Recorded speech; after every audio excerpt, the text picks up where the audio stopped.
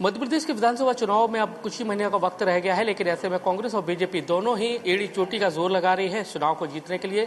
और ऐसे में जो युवा नेता है, चाहे कांग्रेस के हों चाहे बीजेपी के हों, वो क्या सोचते हैं, क्या नजरिया है, किस तरह का माहौल है, उनसे समझ लेते हैं। हमारे साथ में राकेश गुर्जर जी है। राकेश जी, आपका IBC 24 में बहुत बहुत स्वागत है। और जैसा कि अब क्या माहौल देख रहे हैं, चंबल की बात करें, कहा जाता है कि चंबल से जिस पार्टी ने ज्यादा नंबर्स ले आती है वो मध्य प्रदेश में सरकार बना देती है। इस बार क्या स्थिति लगती है, क्योंकि पिछली बार तो बीजेपी के पास नंबर्स नहीं थे, कांग्रेस सरकार बना के ले गई थी। अब क्या स्थिति नजर आती है?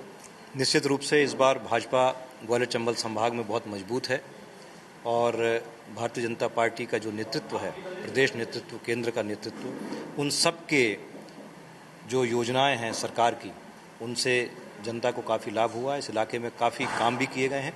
तो इस बार निश्चित रूप से भारतीय जनता पार्टी को ग्वालियर चंबल संभाग से एक बड़ा समर्थन मिलेगा। लेकिन अभी देखते हैं कि अभी भी युवा है, बेरोजगार है। सरकार भले ही बहुत सारी योजना चला रही है, लेकिन आज भी युवा रोजगार के लिए भटकता है। खासकर चंबल का NCR से चिपका हुआ शहर है, बहुत डेवलप हो जाना चाहिए था, बिल्कुल हाईवे पर मौजूद है, लेकिन फिर भी उसके बावजूद भी बेरोजगारी बहुत है, लोगों के पास रोजगार नहीं है। क्राइम के मामले में वो बहुत ज्यादा नंबर 1 रहता है। 20 साल पहले जब भारतीय जनता पार्टी की सरकार 2003 में बनी, उस समय मध्य प्रदेश एक बीमारू राज्य की गिनती में पूरे देश भर में आता था। इंफ्रास्ट्रक्चर के नाम पे देखें तो यहाँ कुछ भी नहीं था। बिजली की स्थिति ये थी कि हर बाजार, गली गली में जनरेटर का धुआं निकलता था और लोग अपने घर में जनरेटरों से बिजलियाँ चलाते थे। आज मध्य प्रदेश में भरपूर बिजली है, सरप्लस बिजली है हमारे पास, हम दूसरे प्रदेशों को बिजली दे रहे हैं। आज हमारे पास सड़कों का बेहतरीन जाल है। कोई भी गांव, मजरा, टोला ऐसा नहीं बचा है कि जहां तक बहुत अच्छी सड़क न हो। पानी की सुविधाएं बढ़ाई गई हैं, नल जल योजनाएं बनाई गई हैं, शहरों में विकास किए गए हैं।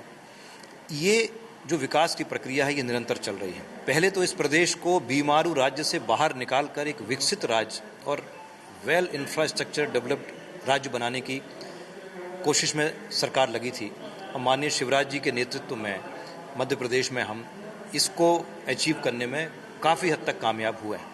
लेकिन अब उसका कितना आउटपुट आपको लगता है कि चुनाव में मिल पाएगा? क्योंकि कांग्रेस तो कह रही है, कई सारे बातें कह रही है, वो तो कुछ हुआ नहीं है, क्राइम बढ़ा है, अपराध बढ़ा है, जातियों के बीच में एक बड़ा गैप है, वो हो गया है। तो ऐसे में बीजेपी किस तरह से लड़ पाएगी इससे? नहीं, क्राइम कहीं कहीं पे होता है, ये बात सही है, लेकिन ऐसा कतई नहीं है कि क्राइम बढ़ा है। क्राइम पहले ज़्यादा था। अभी सोशल मीडिया, टीवी, न्यूज़ के माध्यम से कोई भी घटना होती है वो ज़्यादा जल्दी हाईलाइट हो जाती है, तो हमें लगता है कि बहुत ज़्यादा हो रहा है। ऐसा नहीं है। सरकार बहुत संवेदनशील है, प्रशासन, पुलिस मुस्तैदी से काम कर रहे हैं और निश्चित रूप से गुंडों के लिए, माफियाओं के लिए इस प्रदेश में कोई स्थान नहीं है। शिवराज जी ने मंच के माध्यम से कई बार खुल के कहा है कि जो गलत है, जो गुंडागर्दी करेगा उसको हम नहीं बख्शेंगे और गुंडों के ऊपर सख्त कार्रवाई है। ग्वालियर चंबल संभाग भी पहले बागियों के नाम से जाना जाता था। आप देखिए, भाजपा की सरकार ने, शिवराज जी ने बागी मुक्त इस इलाके को किया है। लेकिन हम ये भी तो देख रहे हैं ना कि जहरीली शराब भी तो यहीं बढ़ रही है ना। 18-18, 20-20 लोग मर जाते हैं, उसके बाद सरकार एक्शन लेती है, लेकिन होता कुछ नहीं। अभी भी वो कारोबार जारी है। इस तरह के कई सारे मामले सामने भी आते रहते हैं। तो ऐसे कैसे बीजेपी जीत पाएगी, उन सीटों पर जीत पाएगी? नहीं, इस तरह की घटना हुई, उन पर सख्त कार्रवाई भी हुई, दोषी लोगों पर कार्रवाई हुई, अधिकारियों पर भी कार्रवाई हुई और इस तरह के काम में जो भी लोग लिप्त हैं उन पर भी कार्रवाई हुई है। और ऐसी घटनाओं को मध्य प्रदेश सरकार, शिवराज जी कतई बर्दाश्त नहीं करेंगे। सख्त से सख्त कार्रवाई होती रही और आगे भी होगी। हम जो बात करा करते थे पहले, बीजेपी कहती थी कि कांग्रेस में बहुत गुटबाजी है, लेकिन अब ऐसा कहा जाता है कि सिंधिया जी के आने के बाद और भी ज्यादा गुटबाजी हो गई है। अब 2 छत्रप हो गए हैं, सिंधिया जी हो गए, नरेंद्र सिंह जी हो गए और बीजेपी में और कई तरह के छत्रप मध्य प्रदेश के चंबल में पैदा हो गए। तो क्या स्थिति आपको नजर आती है? क्या है? देखिए, जितने विपक्षी दल हैं उनके पास बीजेपी के खिलाफ बोलने के लिए कुछ भी नहीं है।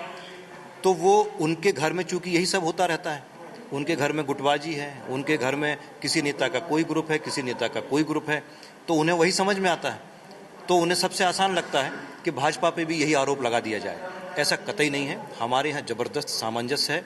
आदरणीय नरेंद्र सिंह जी, आदरणीय सिंधिया जी, शिवराज जी, VD शर्मा जी और जो बड़े नेता यहाँ के हैं, सब में जबरदस्त सामंजस्य है। सब मिल के काम कर रहे हैं, एक मंच पे एक साथ काम कर रहे हैं और इन सबकी मेहनत और नेतृत्व में निश्चित आप मान लीजिए कि भारतीय जनता पार्टी अच्छे बहुमत के साथ 2023 में सरकार बनाएगी। हम तो ये भी देख रहे हैं कि आप भी बहुत अच्छी तैयारी कर रहे हैं, क्षेत्र में घूम रहे हैं, तो कितनी उम्मीदें हैं टिकट को लेकर और कौन सी सीट से दावेदारी कर रहे हैं?